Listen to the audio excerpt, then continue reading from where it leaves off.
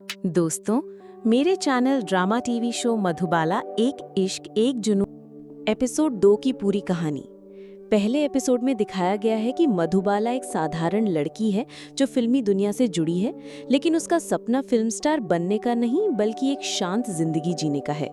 वहीं दूसरी तरफ फिल्म स्टार आरके यानी ऋषभ कुंद्रा का दबदबा और घमंड भी सामने आता है।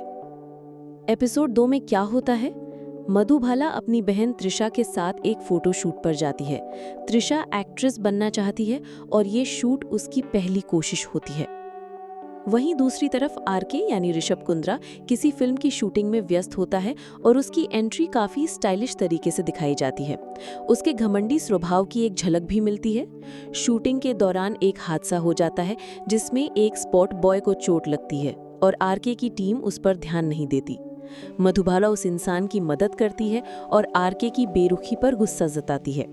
यहीं पर पहली बार आरके और मधुबाला आमने सामने आते हैं। दोनों के बीच तल्ख बहस होती है। आरके को मधुबाला का सच्चाई से बोलना बर्दाश्त नहीं होता। आरके के ईगो को ठेस पहुंचती है और वो ठान लेता है कि वो इस लड़की को सबक सिखाएगा। अगले एपिसोड में जारी रहेगा।